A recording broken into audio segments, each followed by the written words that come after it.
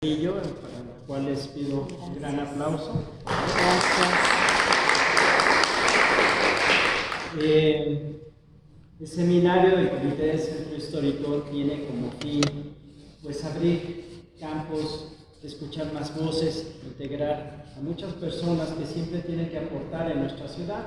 Siempre hay temas muy importantes que discutir, que razonar, que vincular también.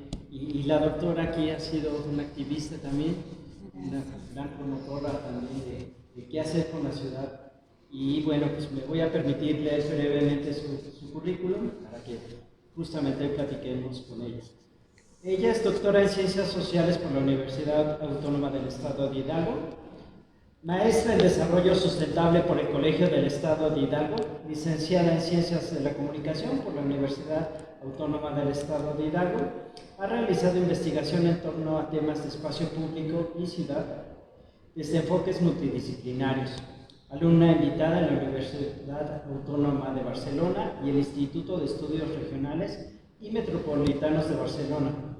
Ha trabajado como editora en el Instituto de Formación Profesional de la Procuraduría General de Justicia del Estado y en los proyectos editoriales Casa Futura Ediciones y Bing Bang Ediciones. Escritora, narradora y editora.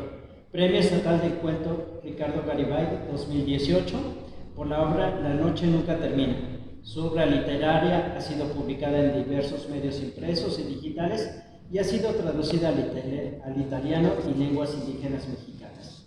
Profesora con más de 7 años de experiencia a nivel medio superior y superior en la Universidad del Estado de Hidalgo y profesora honorífica en la Procuraduría General de Justicia del Estado de Hidalgo, becaria del Fondo Nacional de Creadores del Arte, FONCA, y también catedrática del Colegio del Estado de Hidalgo.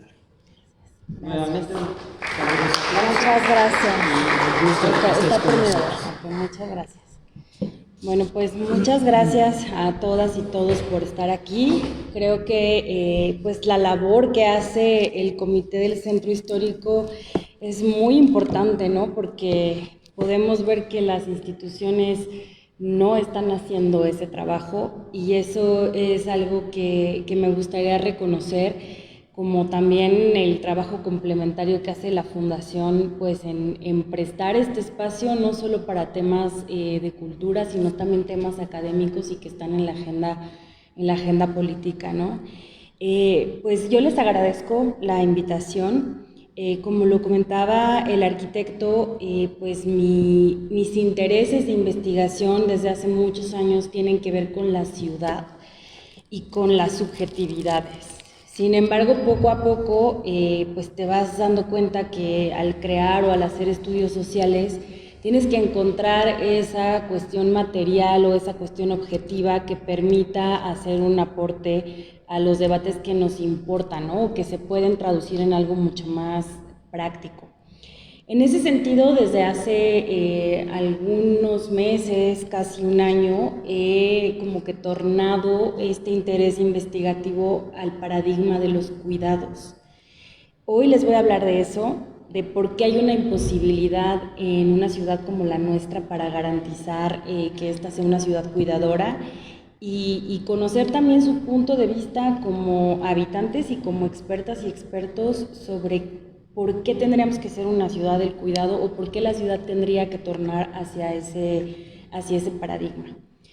En ese sentido, me gustaría primero como tener esta parte teórica y después ya vamos a entrar en la parte de Pachuca, pero de entrada, si podemos revisar de qué se trata o de qué hablamos cuando hablamos de cuidados. Tradicionalmente, cuando hablamos de cuidar a otro, eso se relaciona con el hecho de maternar, ¿no? Y de mantener con vida a alguien.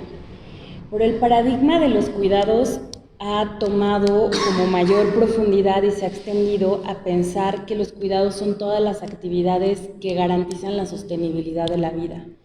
Eso implica que son actividades que existen para sostener la vida de las personas con discapacidad, para sostener la vida de los niños y niñas, de las mujeres, de los hombres, y eso atravesado por todas las condiciones de raza, clase y género, ¿no? O sea, todos aquí logramos llegar a esta edad y a este punto de nuestro desarrollo vital porque alguien nos cuidó.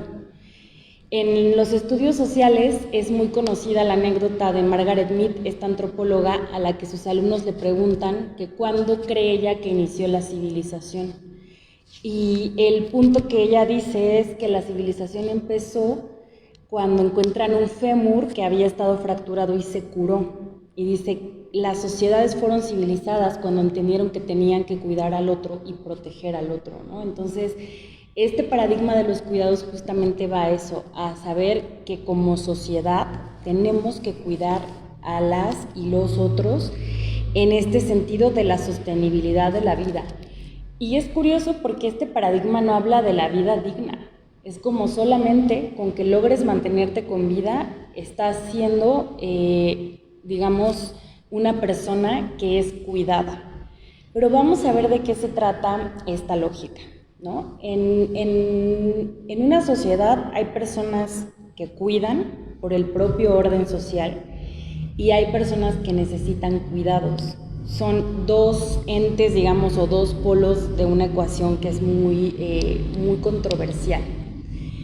Las personas cuidadoras justamente son estas personas que garantizan que la vida de los otros se pueda sostener, ¿no? Eso implica dar a luz, amamantar, alimentar, lavar la ropa, cocinar, ir al súper, llevar a los niños a la escuela, hacer los pagos, ¿no? De eso se trata la labor o la tarea de una persona que cuida. Entonces aquí la pregunta, y para ir abriendo el diálogo, es ¿ustedes a quiénes cuidan?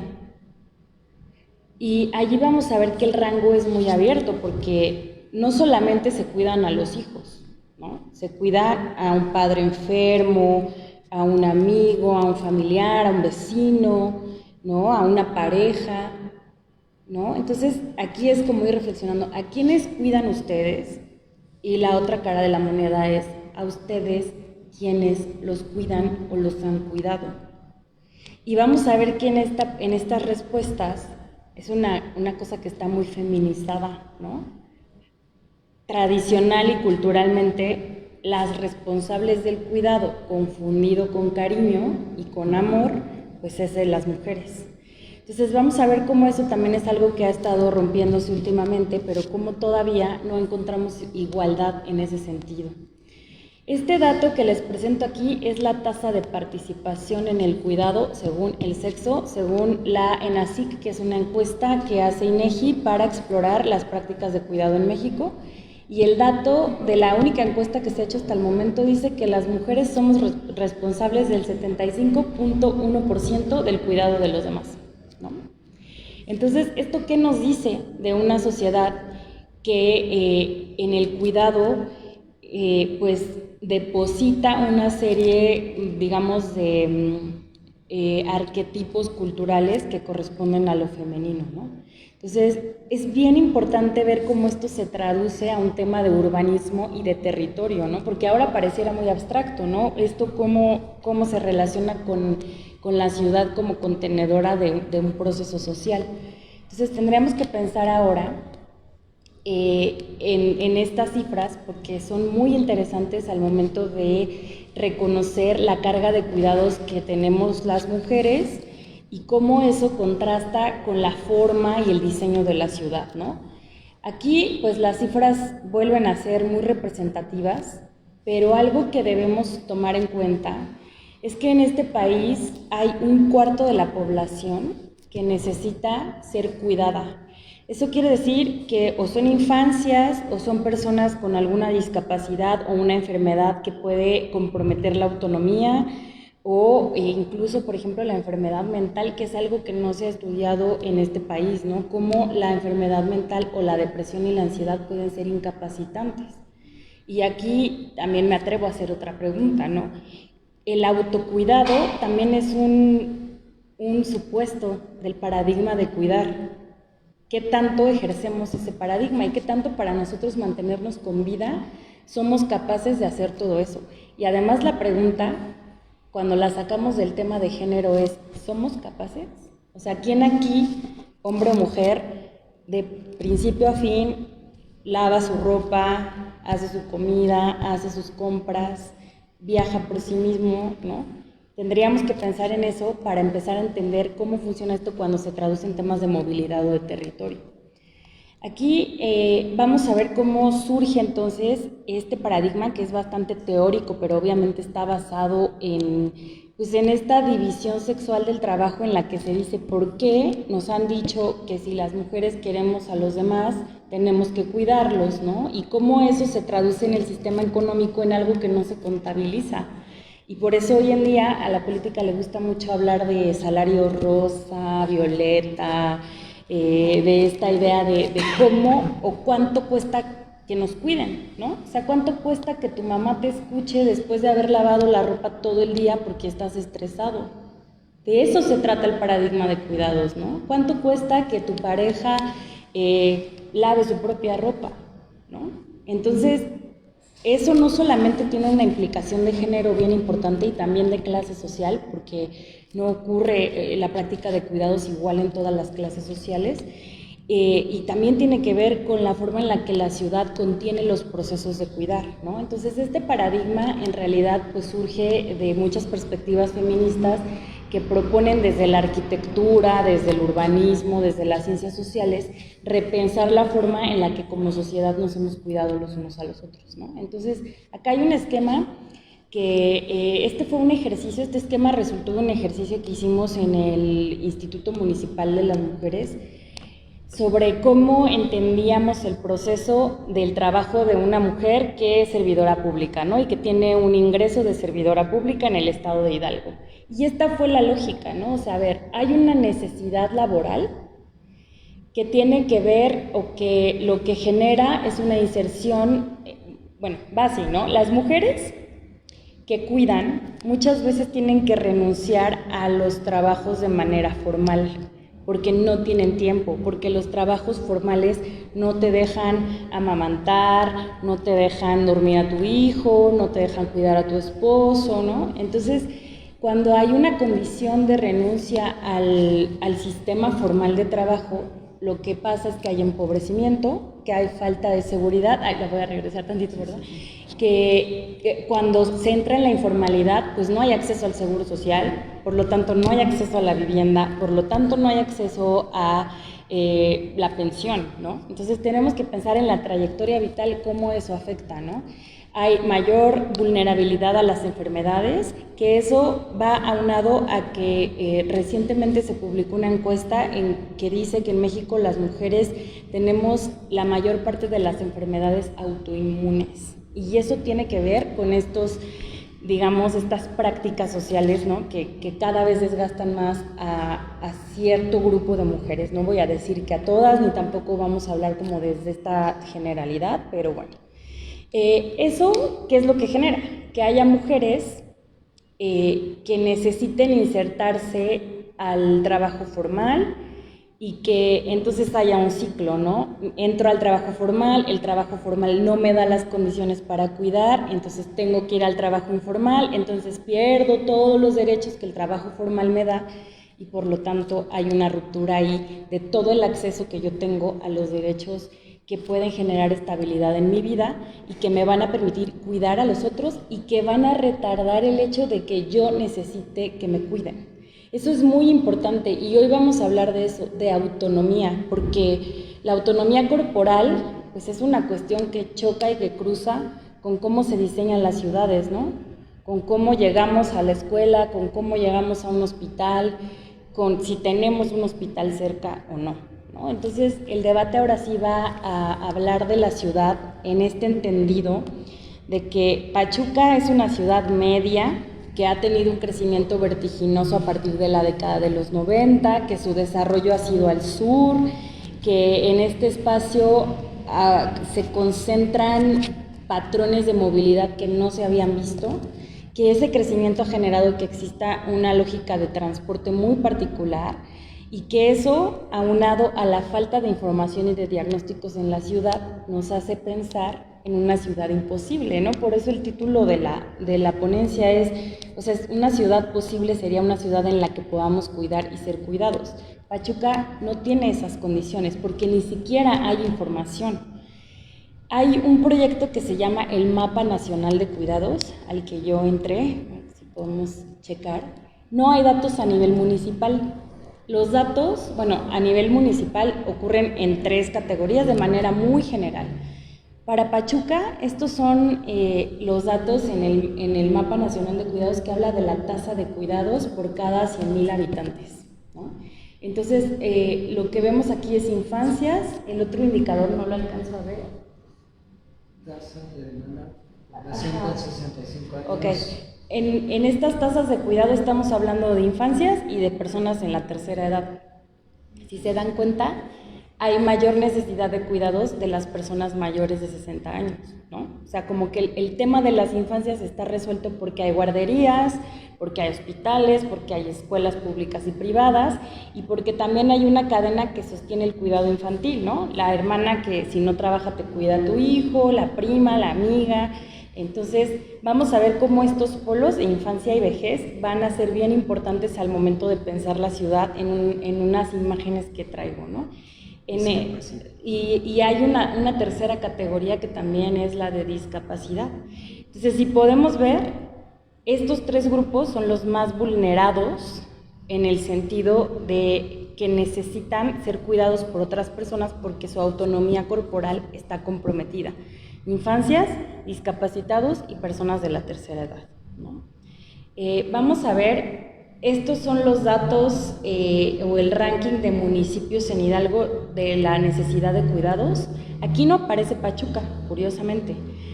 Esta es una tasa de cuidado de infancias. Ahí no aparece Pachuca. La otra del mismo mapa nacional, creo que este es el de personas de la tercera edad. Y hay un dato interesante en la zona metropolitana de Pachuca, que es donde Mineral de la Reforma aparece en el segundo lugar de vulnerabilidad de personas con discapacidad, ¿no? Entonces, cuando hablamos, digamos, de esta dimensión espacial del cuidado, hablamos de que todos estos procesos de cuidar a los otros ocurren en la ciudad, ¿no? O sea, que internen a mi abuelito porque está enfermo implica que alguien lo tiene que ir a cuidar, y eso implica que alguien tiene que tomar un transporte particular o público, ¿no? Eso implica que alguien tiene que tener acceso a un seguro de vida legal o digamos, sí, que ocurre en la formalidad laboral para que entonces tu abuelito pueda estar en ese hospital. Aquí es cuando la teoría se rompe completamente y se baja a la práctica, ¿no? Y entonces pensamos otra vez en cómo cuido yo, en cómo me cuidan y en cómo, mientras pertenezcamos a estos 3 grupos de vulnerables, no vamos a poder vivir en una ciudad como esta, ¿no? O sea, ahora creo que estamos por lo que veo y porque todos pudimos llegar aquí subiendo unas escaleras, que no está comprometida la autonomía corporal. Pero lo que vamos a ver o lo que vamos a observar en lo que vamos a analizar de Pachuca es que si eres una infancia, si eres una persona discapacitada o si eres una persona de la tercera edad, no hay manera de que en esta ciudad puedas vivir con autonomía. Entonces aquí pues yo les pido también que podamos como nutrir un poco la conversación y que pensemos desde esta idea de los cuidados, ¿no? Que te dice, bueno, tenemos que cuidarnos unos a otros, es cultural, sí, no es, digamos, una imposición que esto tenga que pertenecer a un género, pero como hecho social así ha sido. Entonces, pensemos en todas las prácticas de cuidado que llevamos a cabo en nuestra vida diaria, ¿no? Y vamos a tratar de analizar cómo en varias capas, digamos, de la vida urbana, esto es imposible. Estos son los puentes peatonales, que es mejor conocidos como antipeatonales, que se tienen que recorrer para cruzar una calle, ¿no? Entonces pensemos, y es algo muy romántico que yo siempre discuto con los grupos de ciclistas en Pachuca, porque siempre ponen de ejemplo a Ámsterdam. Y aparte de que es obvio de que Pachuca no es Ámsterdam, estas ciudades están formadas y tienen un sistema que te permite transitar para tus prácticas de cuidado allí, ¿no? O sea, en Ámsterdam hay bicicletas para mamás y que traen una bicicleta chiquita o que traen una carreola o que traen algo que te cubre de la lluvia, o sea, ¿no? Un carril exclusivo. Claro, hay un carril exclusivo, es cultural que la gente se mueve así, ¿no? Entonces aquí pídele a una señora que fue a limpiar una casa, una señora de 40 años, que fue a limpiar una casa en la mañana y que va a ir a recoger a su hija de la primaria, que se suba a una bicicleta, ¿no? Así de ridículo suena, porque así de ridículo es y porque la ciudad no permite que esos tránsitos existan, ¿no? Entonces, por ejemplo, aquí está el Puente del General, que es un puente que ha tenido un montón de debates porque ya se ha pensado en que se quite, ¿no? Y hay muchísimas fotos, o yo lo recuerdo en algún tiempo que había muchas fotos donde había perros pasando el puente y abajo las personas, y criticaban mucho a las personas, ¿no? Y decían, mejor los perros se pasan por el puente.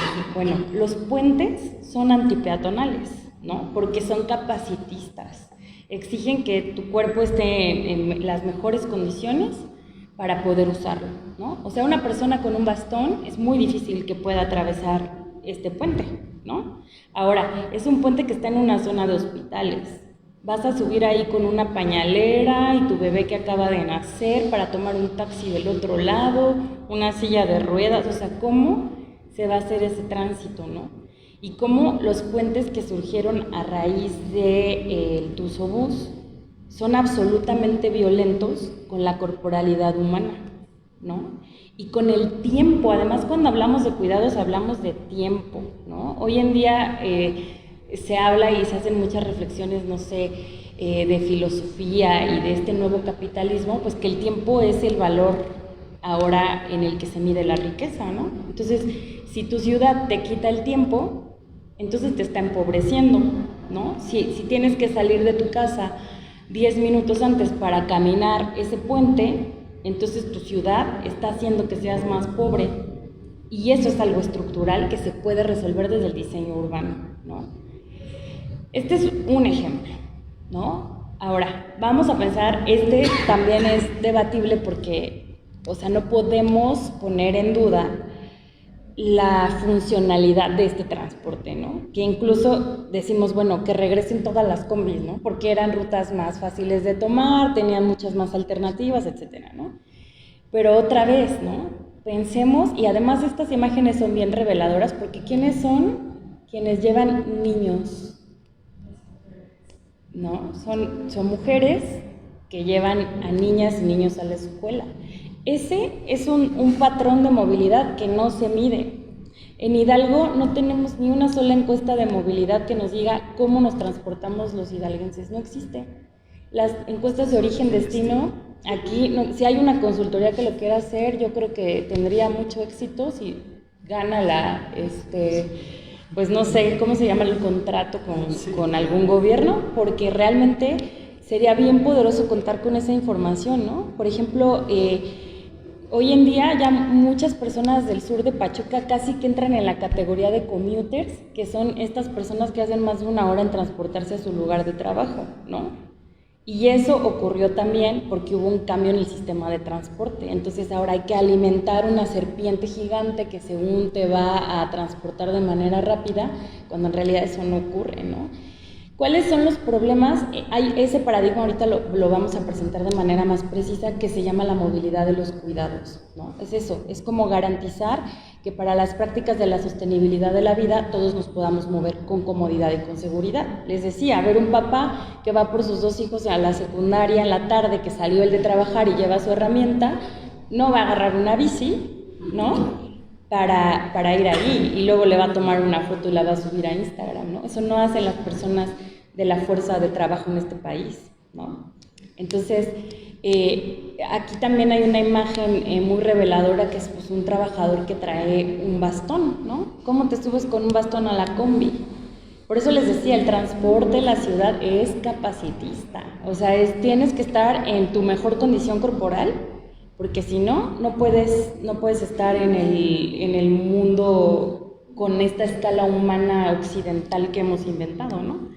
Entonces, este es el caso, digamos, de las combis, a lo cual se agrega que el chofer maneja mal, que compite con otros choferes, que se está encareciendo el transporte, que en Hidalgo tenemos, creo que pagamos lo mismo que se paga en Puebla, y nuestro ingreso no corresponde al ingreso de la zona de Puebla. Entonces, en Hidalgo tenemos uno de los transportes más caros de todo el país, ¿no?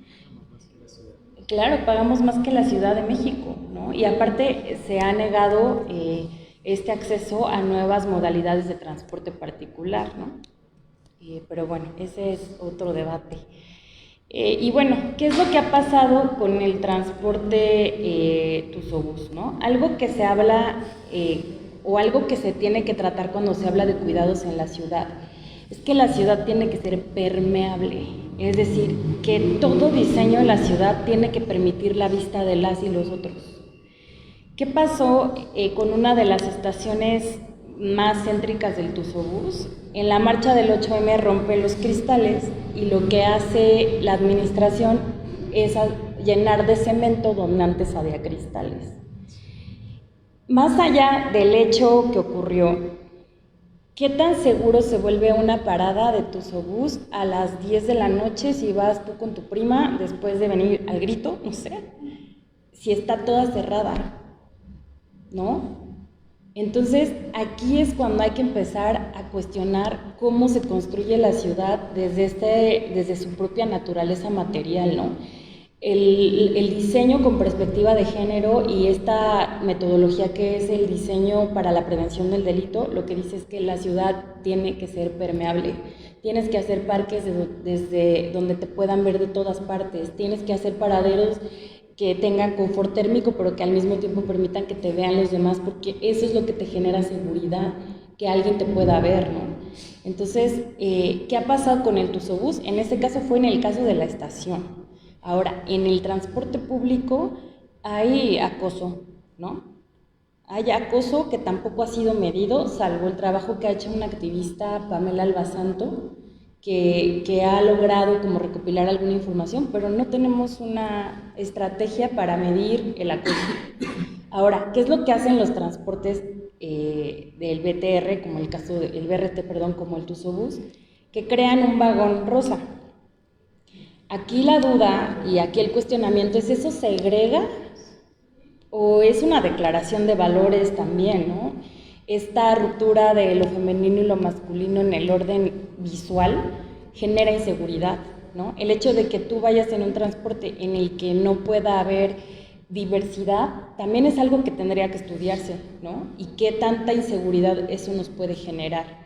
Entonces, esto es algo que tampoco se ha estudiado. Por si hay aquí estudiantes de arquitectura o de alguna ciencia social, creo que sería importante mirar a estos problemas, ¿no? Y otra vez aquí lo que cruza es la cuestión del tiempo y del género y de la clase social, porque no todas las personas toman el Tusobús, ¿no? Entonces, ahora, volvamos a imaginar un caso cotidiano, ¿no? O sea, internaron a tu esposa en un hospital, en la zona de hospitales, y tú vives en el sur.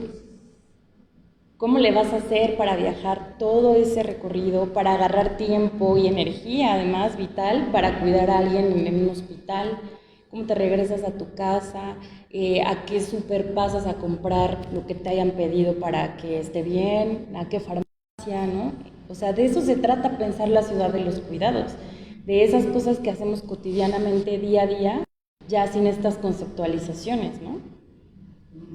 Aquí, bueno, puse este ejemplo porque algo muy importante que trabajar en este paradigma pues tiene que ver con que al final todos los servicios que el Estado debe de otorgar a su población encuentran una forma material, ¿no? Entonces, la forma material del servicio de salud son los hospitales, la forma material del servicio de educación son las escuelas, la forma material de la recreación es el espacio público, supuestamente, ¿no? Entonces, ¿qué pasa cuando o sea, en qué zona de la ciudad está este hospital, que es la clínica nueva del Instituto Mexicano del Seguro Social? En una zona absolutamente antipeatonal, donde no hay manera de llegar caminando más que el taxi o el transporte te haya dejado cerca de la entrada, ¿no?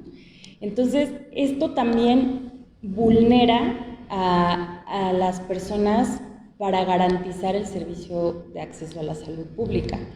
Porque por esos 10 minutos que te va a hacer atravesar con tu mamá en silla de ruedas ese puente, algo puede pasar ahí, con una persona que está enferma además, ¿no?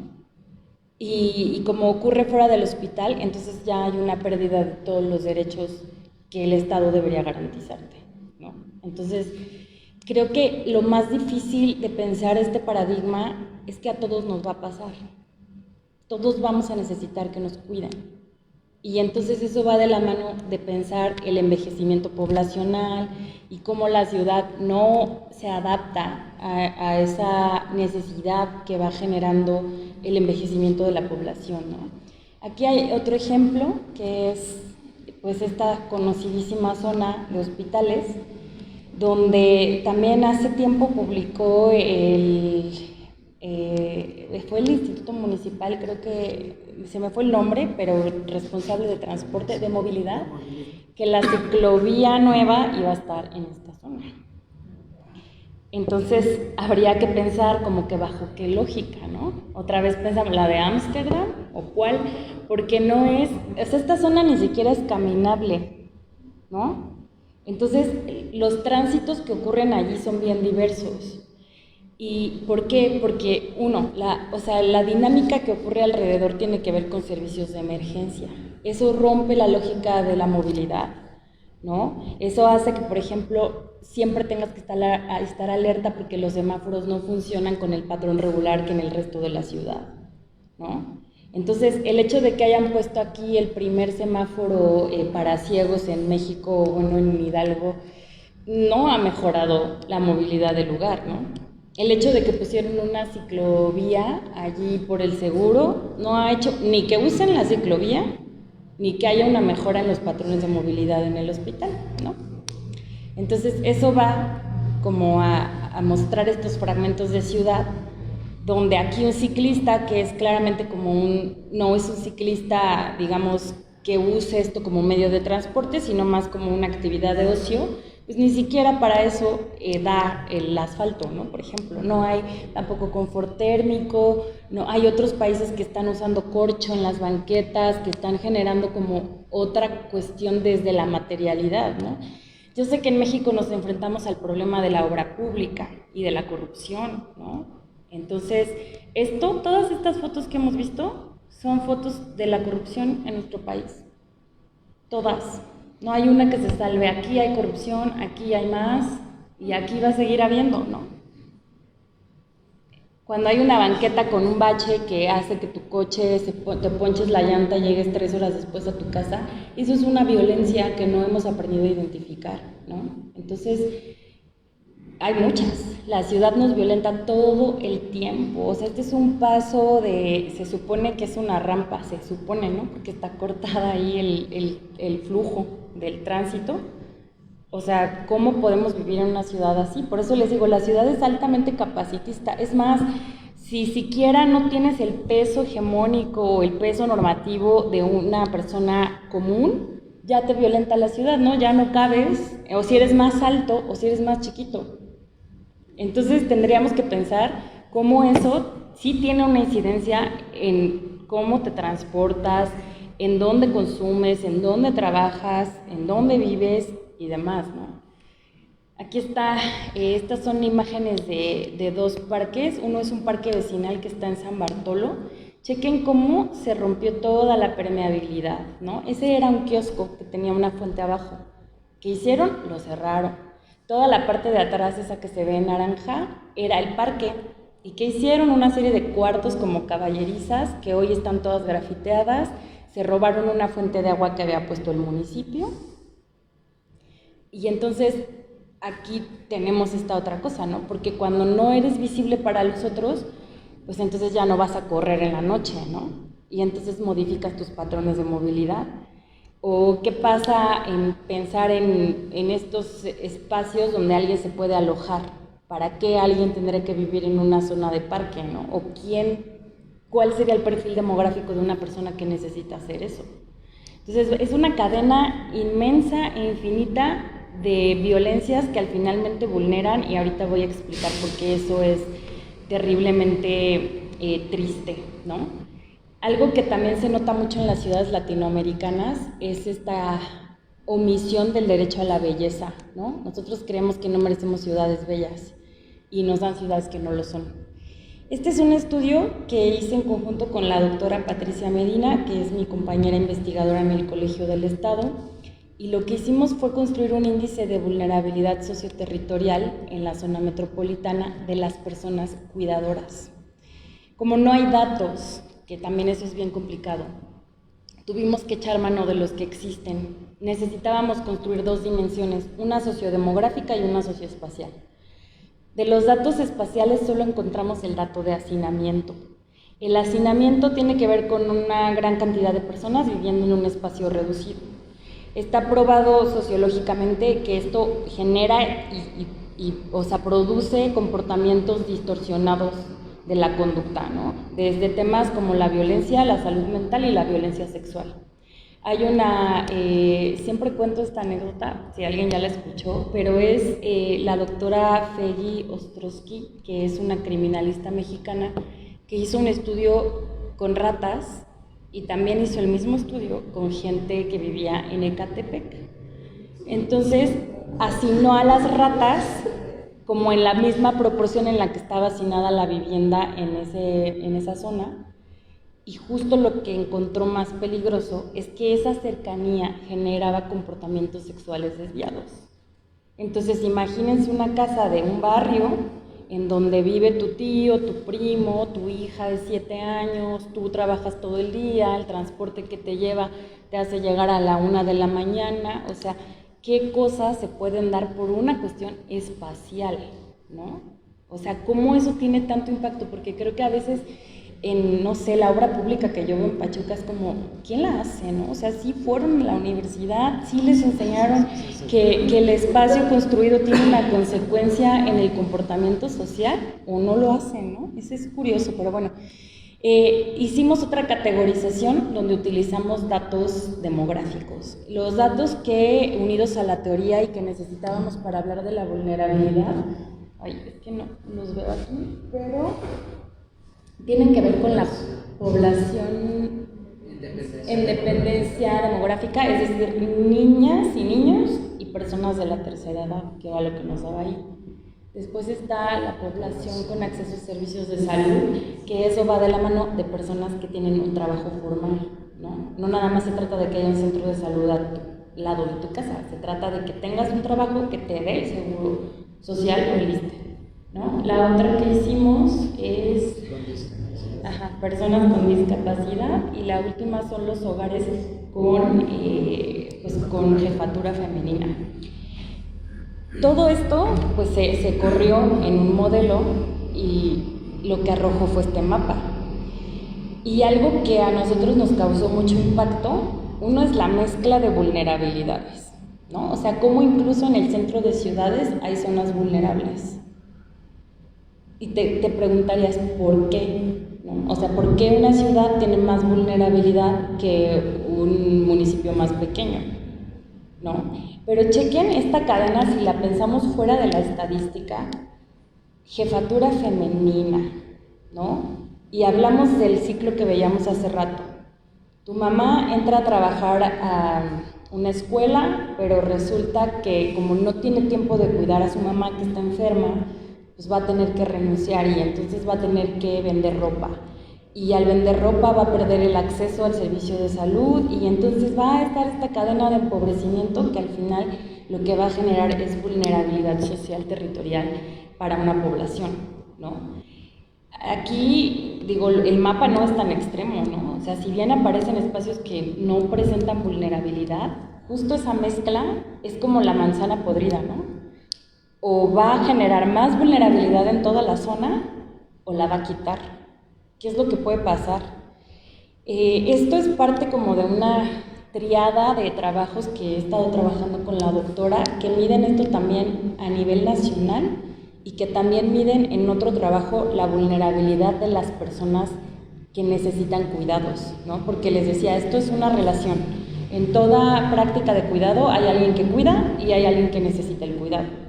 Entonces, eventualmente eso se va a reciclar. Lo que hay que pensar es que en una población que envejece, ¿quién va a cuidar a quién? Y en una población en donde se exige el autocuidado, ¿qué prácticas de autocuidado se pueden tener en la ciudad, ¿no? Y no hablo de este concepto, pues, como, digamos, banalizado del autocuidado, ¿no? Estoy hablando realmente del mantener nuestra autonomía la mayor parte de nuestra vida. Estos son los resultados. Con esto se puede concluir que existe vulnerabilidad socioterritorial en Hidalgo y que eso está, y bueno, Pachuca, perdón, y que eso tiene un componente de género y de clase social.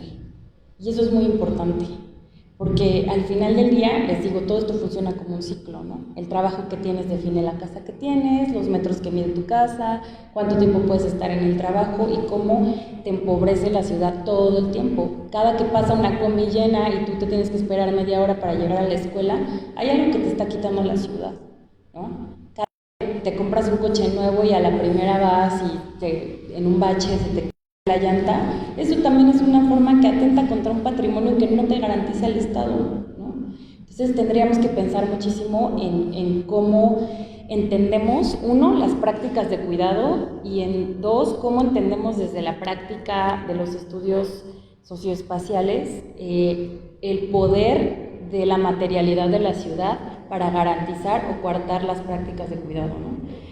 En ese sentido, surge esta propuesta de la ciudad cuidadora, que en un sentido muy político pues es una crítica a la ciudad en donde todo se trata de intercambios comerciales, ¿no? Es una crítica a decir, estamos sobreexplotados, la ciudad nos violenta, no nos garantiza la dignidad mínima, entonces, ¿qué tenemos que hacer, ¿no? Y aquí es donde entramos en riesgo de generar conceptos que romantizan a la ciudad, como el derecho a la ciudad, ¿no? Yo la verdad es que antes me gustaba ese concepto, pero con el tiempo me parece imposible, me parece que no llega a ningún lado, ¿no? El derecho a la ciudad, ¿a cuál ciudad? ¿No? Una ciudad súper romantizada donde te dicen, donde puedas tener cohesión social en el espacio público, ¿qué es eso, no? O sea, confórmate con que no te asalten en un cajero, ¿no? Entonces, vamos a ver aquí bueno, esta ciudad cuidadora, y remarco esta parte porque es la que más me gusta, tiene que ver con adaptar los entornos urbanos y eso tiene que ver con la calle, con todos los equipamientos, hospitales, escuelas, espacios públicos, para que puedan generar estos espacios de cuidado de manera segura, ¿no? Entonces, para que a la escuela pueda entrar igual un niño que va en silla de ruedas, a un niño que a lo mejor no pesa lo que pesa un niño normativo, ¿no? Es exactamente lo mismo. Entonces, en ese sentido, la propuesta desde la práctica arquitectónica, digo, yo no soy arquitecta, pero he estudiado el tema del espacio y entiendo que existe esto que se llama psicología ambiental, donde te dicen que efectivamente el espacio material tiene una consecuencia en la manera en la que tú habitas y transitas ese espacio, ¿no? Ahí surge esta cuestión de la infraestructura de cuidados. Esto es algo que también se está estudiando mucho ahora. En México se está pensando llevar como a la ley esto del Sistema Nacional de Cuidados, que está todavía en borrador y no se ha logrado hacer un avance significativo, porque tiene que ver con pensar en toda esa infraestructura que el Estado debería proporcionar para que podamos cuidarnos los unos a los otros en condiciones de autonomía y en condiciones de igualdad, ¿no? Entonces, pues, ¿cómo le hacemos, no?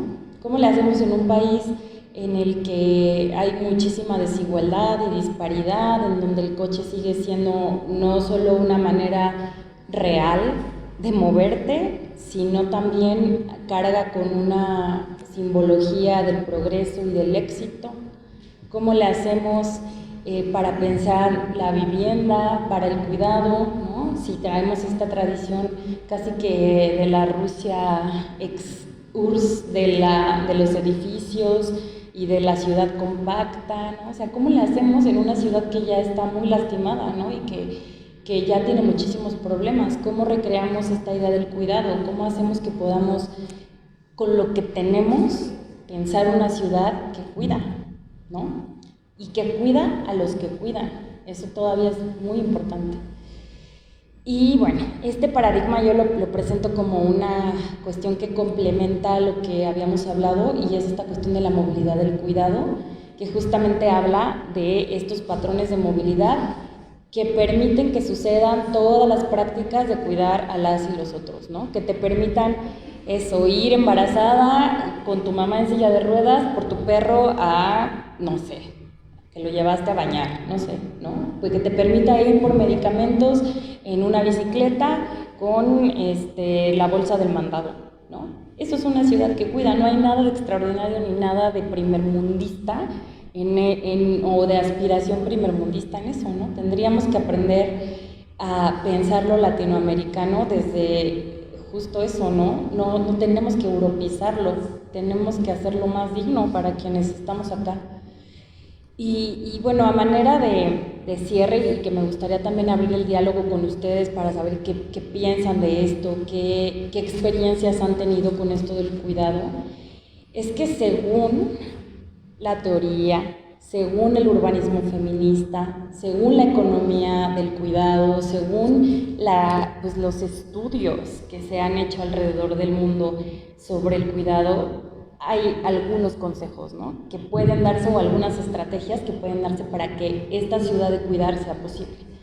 Y uno es, primero, localizar las zonas de vulnerabilidad socioterritorial, sin diagnósticos, sin encuestas de origen-destino, sin mapeos de espacio público, sin catálogos de patrimonio, de hospitales, sin nada de eso. Es imposible, porque entonces no sabemos en dónde está la gente que está vulnerada, porque a lo mejor tú podrás decir, es que los vulnerados son los migrantes. Sí, pero tienen un albergue que no está vulnerado, ¿no? O es que los vulnerados son las mujeres ricas que viven en San Javier. Sí, pero las vuelvas a su esposo, no sabemos, ¿no? Todas esas son cadenas de vulnerabilidades que tendríamos que poder investigar. La otra, la proximidad, ¿no? Se dice que la mejor escuela es la que está cerca de tu casa. Entonces también tendríamos que empezar a revisar qué decisiones personales tomamos y otras que el sistema no nos deja tomar otras decisiones, ¿no? La gradualidad, es decir, que debe haber espacios de transición y que esos espacios deben estar pensados desde el diseño con perspectiva de género y con perspectiva de la discapacidad también. Debe haber una relación con el entorno, era lo que les decía, debe haber esta permeabilidad, los espacios deben de ser abiertos a la vista de los demás. Este diseño para la seguridad es una metodología de la teoría criminalística que se llama diseño para la prevención del delito, que justo dice hay que seguir usando esos principios, ¿no? Y eso ha ocurrido con éxito en muchas ciudades del país que han sido intervenidas por esta metodología y que los gobiernos además la conocen muy bien, porque hubo una época en la que premiaron mucho el diseño desde la perspectiva de la prevención del delito.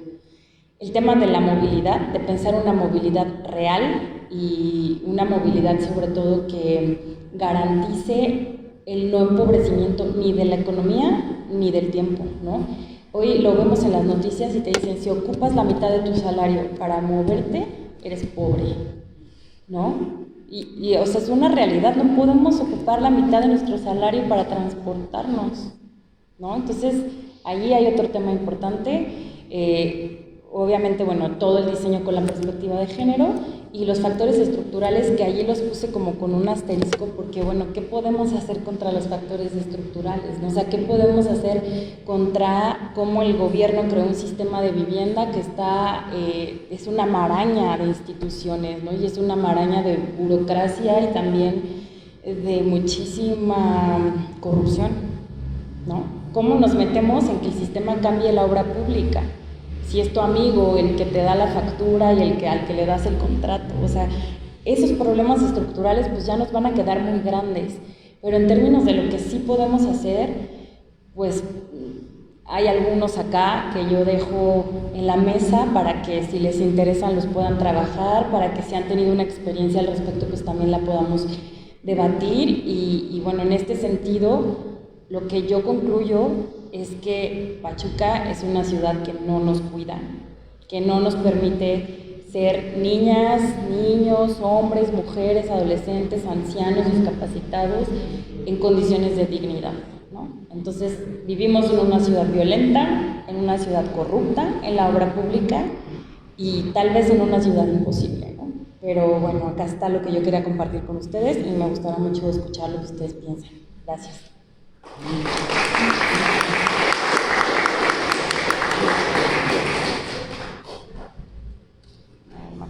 Bien, bien, pues muchas gracias. Creo que el tema es súper amplio, es para pláticas y pláticas, porque en cada segmento permite pues análisis profundos también.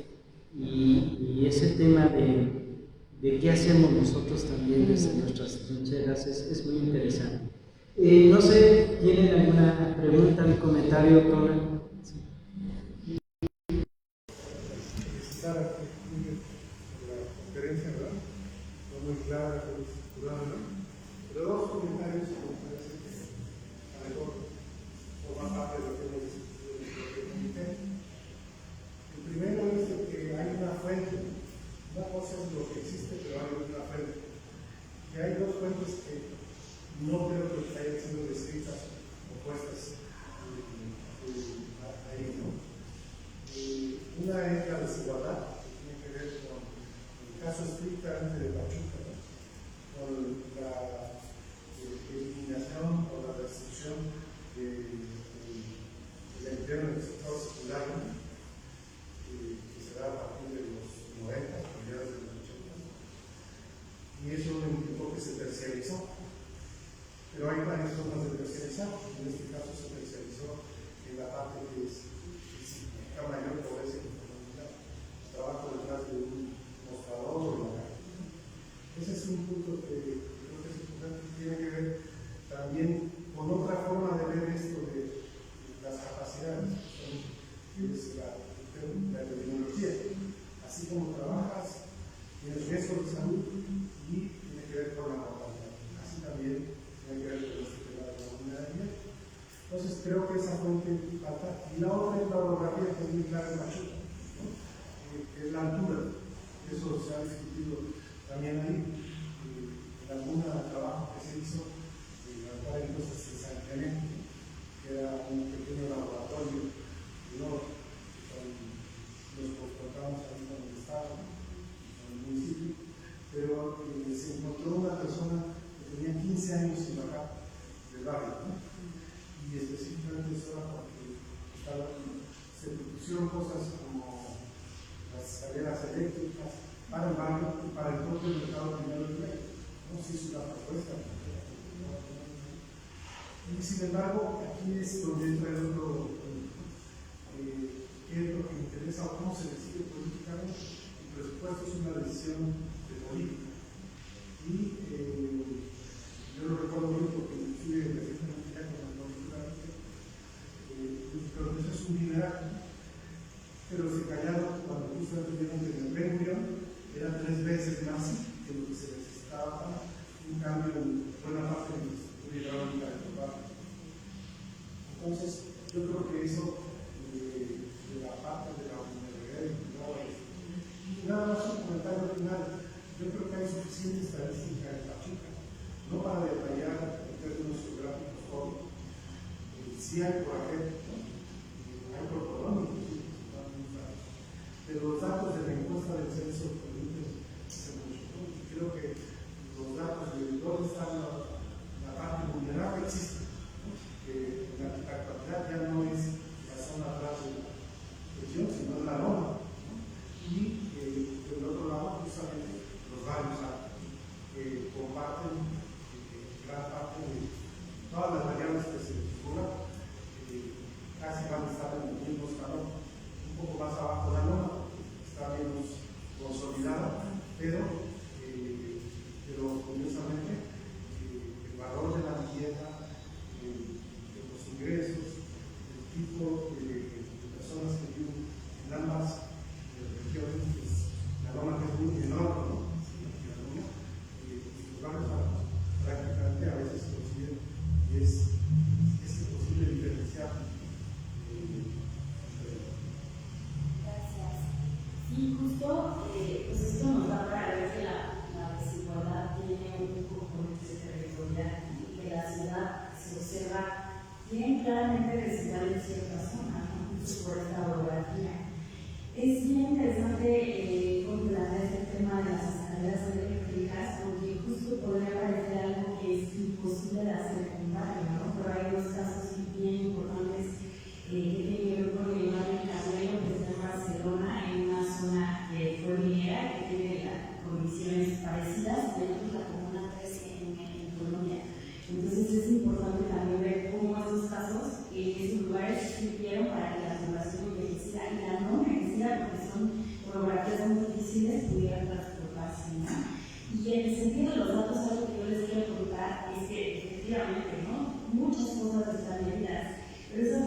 son compatibles. Algunas te dan índices, otras te dan tasas, otras te dan promedios. Entonces, cuando tú las metes a un programa para que se corran, no, bueno, o sea, es imposible.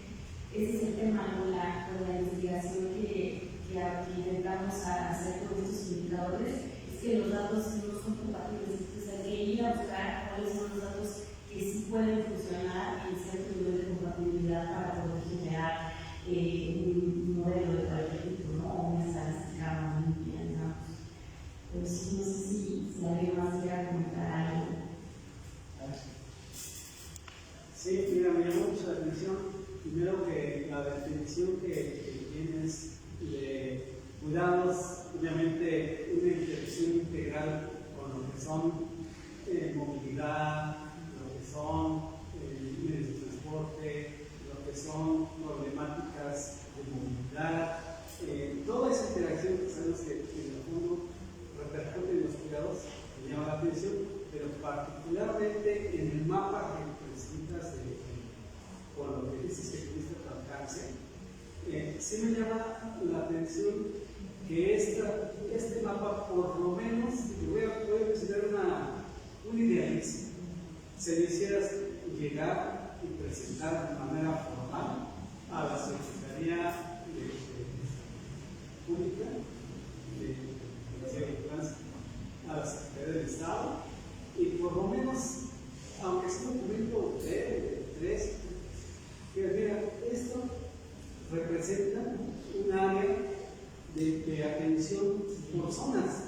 No es lo mismo que digas, tengo 50 unidades para que ellos hagan sus programas. Voy a poner un ejemplo concreto. Ahí yo bajo por la avenida Piracantes para presentar el Colosio. Ahí dura muchísimo, muy poquito el semáforo, ¿verdad? Y hay una placa de alto. Todos se dan a vuelta y a las 20 para las 8 de las 20 para las 9 de la mañana, en lo que van los niños, hay niños. Bueno, he visto cómo han estado puntos de atropellados, he visto golpes entre autos con los que no respetan la auto. En una ruta que quiere estar atropellado, puede decirle a una familia, oye, si quieres chamba, ven ahí, y te aseguro que vas a un chorro de infracciones. Ya olvídate si te ves por otro lugar. Ahí es un poco, si no puedo, si usted vaya a decir, ¿cómo? Si sí, es que yo tengo un programa, es vigilar precisamente el hospital, el IMSS que pasaste en la y yo no tengo que estar aquí, yo no puedo ir a otro lado. O sea, este mapa merece que alguien más lo conozca, por lo menos de forma, no sé si a título personal, a través del político, incluso a lo mejor a través del comité, no sé, pero que sí buscar transmitir más ese esfuerzo de investigación. Y el segundo comentario es respecto precisamente a voy a verlo también con ojos de esperanza, a pesar de todos los estudios que hay en nuestra sociedad con tanta una orografía y problemas más que mencionados, a pesar de eso, hemos sobrevivido muchas generaciones. Entre esas ya estamos cerca de varias familias pequeñas dentro de las 100 años o más. Y el centro histórico en particular donde estamos, me llamó la atención precisamente la zona que mencionas de muy bajo, en una parte de los barrios altos, pero creo que la atención sobre todo de movilidad, ahí es donde consecuencia de la falta de movilidad es consecuencia también del grado de movilidad. O sea, parecería que es paradójico, que hay poca movilidad, pues sí, pero pues, no hay poca movilidad, pero pues hay poca movilidad. O sea, todo se entiende perfectamente que todo interactúa, pero creo que sí,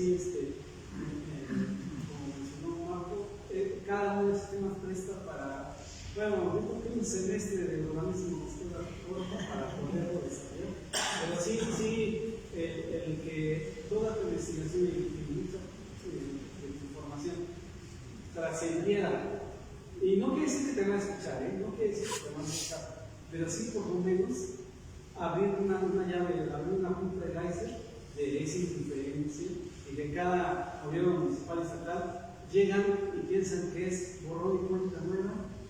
empezar de cero, y ignoran, muchas veces creo que la razón más básica para mi indiferencia es de cómo lo ven, es que es ignorancia. Ni siquiera son personas capaces de ir a un estatus de autoridad o de investigación, como para decir, no sé si trabajas en el MIT, tú no, pero aún así se supone que existen las instituciones que deben tener y muchísimos estudios, pero creo que la palabra es indiferencia. La organización es independencia para la seguridad. Algo que les mueva, aunque sea la cuenta del cascabel. Bueno, alguien está poniendo, no haces decir, no funciona ya, sino algo que, gracias. Muchas gracias. Pues justo a propósito de esto, me gustaría mencionar algo que pasó. La primera vez que se expuso este trabajo fue en una mesa de trabajo del municipio. Allí con mi compañera fue a exponer este trabajo y algo que me recuerdo es como fue completamente ignorado, ¿no? Porque no estaba en la agenda de lo que hoy parece importante. O sea, en el plan estatal de desarrollo, es más, en el plan nacional de desarrollo hay algo que refiera con profundidad a esta cuestión, ¿no? Entonces, sí, sin duda creo que voy a tomar la palabra en tratar de encontrar los espacios correctos para incluirlo, pero si frente a la autoridad fue como, qué bueno, sí hay gente que cuida, ¿no? Y gente que necesita ser cuidada. Entonces, creo que eso también va de la mano de entender que el cambio tal vez primario debe de ocurrir a nivel del espacio doméstico, ¿no? Siempre se los digo a mis alumnos hombres, es como lo más feminista que puedes hacer es lavar tus propios trastes, ¿no? Ya después si quieren hacer la revolución, hacer la calle, lo que sea, pero mientras creo que es un primer paso que rompe con la dinámica de que los cuidados los hacemos nosotras y de que los hacemos por amor, porque no hay ni una sola teoría antropológica, biológica, histórica, que confirme eso, ¿no? Entonces creo que hoy hay que aprender eso, ¿no? Que estamos acá y que hay que cuidarnos porque la única manera de generar sociedades pues productivas, y lo voy a decir en este sentido pues, capitalista, ¿no? Que tengamos para vivir, para estar, para pasártela lo mejor que se pueda mientras estás acá, es cuidar a nosotros, ¿no? Pero no sé si alguien más quiere comentar algo. Adelante. Es muy amplio el tema, como ya lo mencionaron, y lo que muestra, que está muy bien mostrado, es apenas la punta del iceberg, porque es mucho más amplio y más que falta de cuidado a veces es hasta agresivo.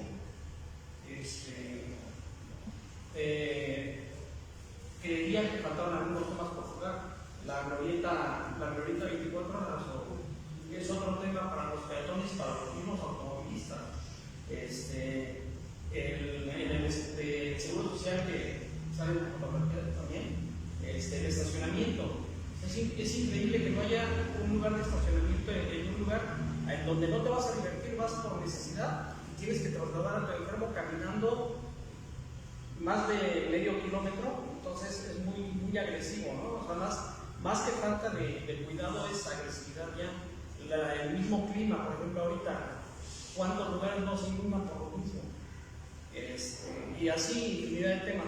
Ahora, en cuanto a la capacidad de los arquitectos o ingenieros civiles que realizan esta obra, pues es parte de lo que mencionabas, la corrupción. O sea, desafortunadamente las obras son mal ejecutadas, mal planeadas, son nada más por lucimiento personal, en este caso por ejemplo de las dos últimas administraciones, sus malas obras, el Tuzobús y la Glorieta o el Puente Atirantado, pues han sido totalmente agresivas con la ciudad. Mencionabas el caso de un 15 de septiembre en la parada del Tuzobús. Eso es imposible. Te voy a decir por qué. Porque pasa cualquier cosa en la ciudad y parte de la ciudad porque paran el Tuzobús. No tiene transporte la gente de aquí del centro.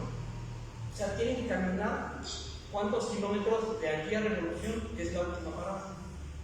O sea, es un sistema totalmente absurdo este del Tusobús, pues que reitero, más que falta de cuidado, es agresivo con la ciudadanía. Y un tema más que también creo que afecta mucho es la manera en que estamos o que se nos está acostumbrando a vivir por la inseguridad. La mayoría de la gente que compra una casa actualmente busca tener una casa en una privada. Pero ¿qué pasa cuando tú quieres visitar a tu primo que vive atrás de tu casa? O a tu vecino, a tu amigo. Tienes que avanzar 1 kilómetro más porque las privadas están completamente aisladas. O sea, es una falta de planeación urbana total. Y busques la secretaría que busques, movilidad, desarrollo urbano, cualquiera no tiene ni pies ni cabeza. Y lo peor del asunto es que las administraciones estatales y municipales se tiran la pelotita que no, esto no es mi tema, este no es mi tema, y también no tienen interés por dar una solución porque no está en sus planes, no sé cómo llamarlo, planes económicos, no sé, pero no hay una solución viable a corto plazo en todo esto. Es tristísimo, ¿no? Y ver cómo todo eso está valorado políticamente. Sí. Entonces, pensaba ahora en esto que mencionaron, ¿no? El parque cultural. Pues sí, porque es más necesario un ajedrez gigante que no tener autos en las calles, ¿no? Puede ser. También, o sea, hay muchos ejemplos en Lugano que. Los artificiales. Sí, ¿no? Es una cuestión que, o sea, este paradigma justo lo que hace es que cohesiona un cuerpo de condiciones que tiene la ciudad, pero también eso hace que sea muy imposible de observar en su totalidad, ¿no? Entonces, pues esa es la invitación, ¿no? Y que a lo mejor los cuidados se vuelvan políticamente correctos en algún momento. Lo están haciendo, se están metiendo en la agenda, pero pues sí, es algo que nos va a costar trabajo y que tenemos que pensar pues desde qué trinchera lo peleamos, ¿no? Porque hay cosas que son más vitales, ¿no? Es como mujeres que pierden a sus hijos desaparecidos y gente que lleve comida a la mesa y esto pareciera un lujo en ciudades como la nuestra. Entonces, pues es triste y también yo creo que esta es una oportunidad para hacer esos llamados, ¿no? Que de a poco algo va a cambiar. Listo, pues, No sé, ¿alguien más? Sí, adelante. No. Dos comentarios. Uno, el tema de la segregación, que es muy importante, porque alguna vez leía un reporte que el uso del color rosa o los espacios para mujeres sí es completamente un espacio de segregación, cuando teóricamente solamente era como un paliativo, ¿no? Es solamente paliativo, no soluciona el problema de la violencia en el que no hay mujeres son violentadas en el transporte público. Y la otra, la segregación no solamente también es por el color, sino los puentes peatonales, ¿no? Si las mujeres se las usan más en el espacio público y ponerle ese tipo de puentes antipeatonales, creo que también es otra forma de segregación sin el color, pero que realmente alguna vez con una asociación que se llama Estrategia Cero, estábamos midiendo los puentes y uno de los más largos es el de Ventaprieta o el de Frente del Cedoria, que también a un lado del de Ventaprieta todavía como no coincidieron los niveles con el paso del nivel de los vehículos, tiene escalones el mismo puente peatonal, entonces creo que es otra forma de decir pues, qué poca consideración de las decisiones, ¿no? Porque realmente esos puentes son innecesarios. Nada más. Claro, muchas gracias, Manuel. Pues sí, ¿no? Hay que pensar la movilidad y sobre todo, yo sé, es muy complicado, ¿no? Y siempre encuentras esta justificación, esta razón de no todos los hombres, sí, no todos los hombres, pero si a la vida de cada 10 mujeres han sido personas en el espacio público o en el transporte público, pues habría que pensar qué está pasando, ¿no? Y eso sería bien interesante medir una vulnerabilidad por esas condiciones, ¿no? Pero si alguien ataque de datos o tiene algún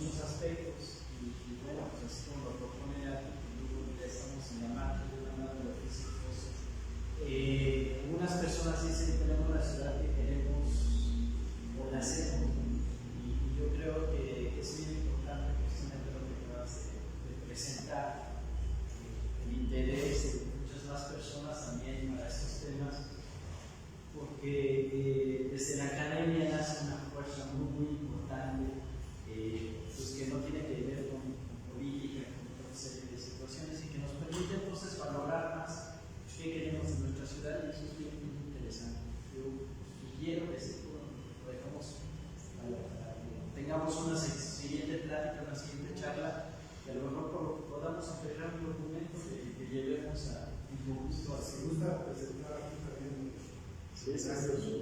propuestas. Por cierto, sí existe una encuesta de nosotros prácticamente lo obligamos al municipio de Cristian, pero el exo de también nunca pasó los... digamos que se pagó como encuesta de Se pagó. Así como se han pagado algunos. A lo mejor sí existen, Bueno, por ejemplo, ahorita hay un estudio de 8 millones de reloj. que siempre se acaban dándole cada vez más a Ya vamos a ser suficientes. Con lo que José Luis Murió una partecita de que hubiera solucionado muchos aspectos que son. O lo que dicen que el gobierno, ¿no?, que ha intentado que corregir el puente atirantado costaría lo mismo que costó construirlo, ¿no? O que los estudios cuánto costaron para darse cuenta que no sirve. El estudio de la plaza costó 8 millones de pesos. Lo han enseñado y lleva más de un año que debieron de haberlo entregado. Sí, también sé de que hay un proyecto de Consolis con otra simbología, con un estudio de semiótica de la ciudad y todo, y al final se acabó publicando o se acabó ejecutando el que tenemos ahora, por ejemplo. Ahí lo dejamos. Doctora, Muchas gracias.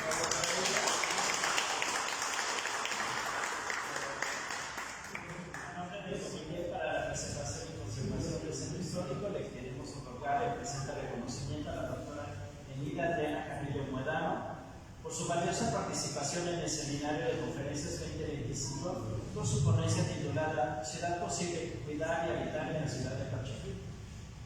Muchas gracias. Gracias, hermano.